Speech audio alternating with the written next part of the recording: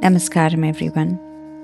In today's narration, we will listen to the story of Daksha and Sati, a story that most of us are familiar and that also yet forms a beautiful and important part of the Bhagavatam. Sati, one of the daughters of Daksha, was given to Mahadeva.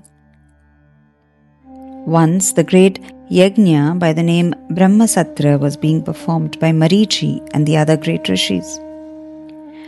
All the great sages, devas, and other denizens of the heavens were present. While the yajna was in progress, Daksha Prajapati entered the yagashala.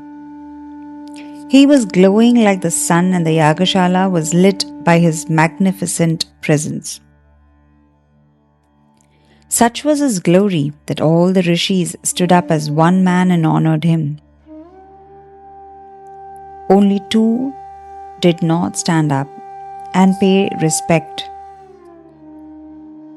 The respect which has been paid by all the others. One was Brahma, other was Mahadeva.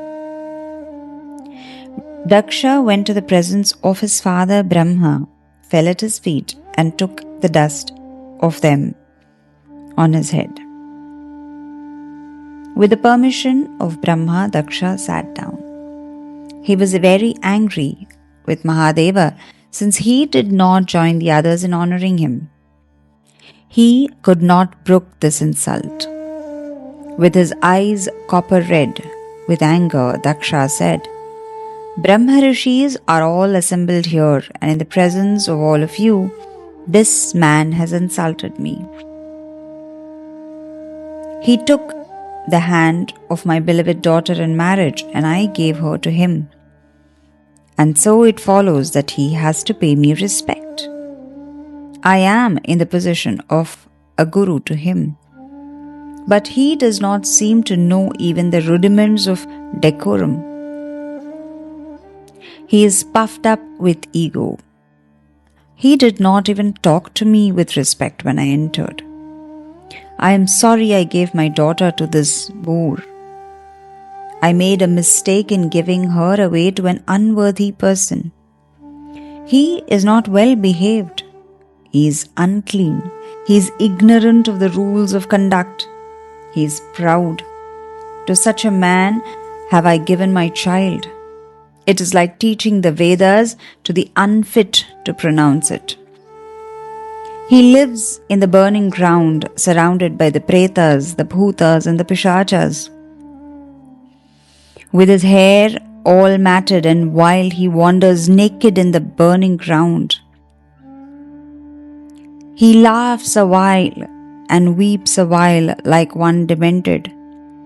He smears himself with the ashes from the funeral pyre and wears a garland made of human skulls. His ornaments are human bones. He is Ashiva, and he calls him Shiva.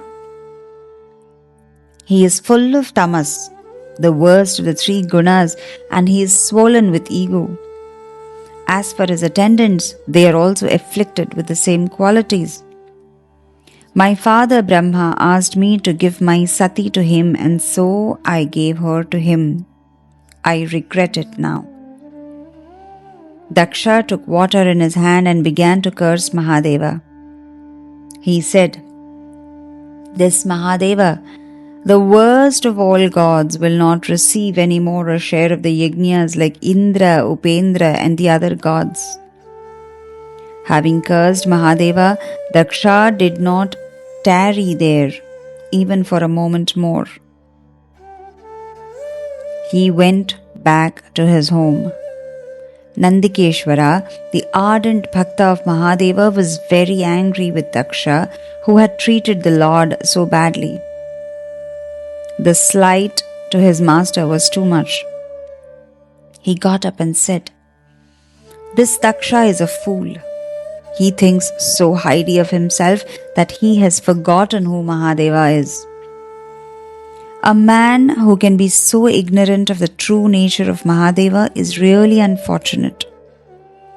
He will from now stray away from the grace of the Lord.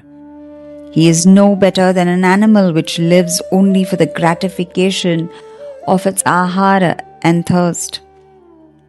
Daksha is therefore like a goat which has no intelligence. He will hereafter have the head of a goat. As for the rishis who were silent when Daksha pronounced the curse on Mahadeva, they will all suffer for this. These many followers of Daksha will hereafter go through the cycles of births and deaths. They will forget their real selves, and their minds will be turned away from the Brahman. They will become engaged in tasks associated with worldly desires and the gratification of them. They will get so much involved in the rituals that they will lose their love for discipline, tapas. They will become susceptible to flattery. And with their minds clouded by ignorance, they will get involved in worldly things. They will have to beg for food. This is the curse I pronounce on the supporters of Daksha. Bhrigu, the chief of rishis assembled there, was beside himself with anger at the words of Nandikeshwara. He said, I curse the followers of Mahadeva. Those who worship him, those who consider him to be of great will, hereafter be called pashandas, hypocrites. They will not be initiated into the rites prescribed by the devas, and they will oppose the Vedas. They will be unclean and foolish. They will wear their matted hair like Mahadeva. They will wear ornaments made of bones, and they will smear ashes on their bodies like their master. They will drink sura. Since they have condemned the Vedas, which form the basis of the 4 ashramas and that of the society, they will move in a world indifferent to the rules of the society. They will earn the contempt of the world of men because of the nefarious methods with which they perform worship. They will form a religion which has for its goal the slighting of the Vedas.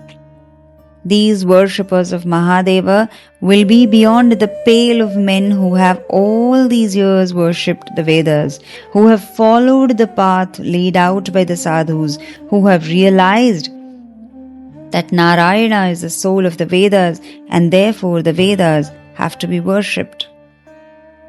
These pashandas will all be afflicted with the lowest of the 3 gunas, the tamo guna. Mahadeva, who was sitting silently all this while, got up and with a sad look on his face walked out of the Yajnashala, followed by his adherents. The Satrayaga came to a conclusion after the 1,000 years set apart for the performance. The performers then went to the spot where the sacred Ganga and Yamuna came together, and with pure and contented minds went back to their ashramas. Hari Om.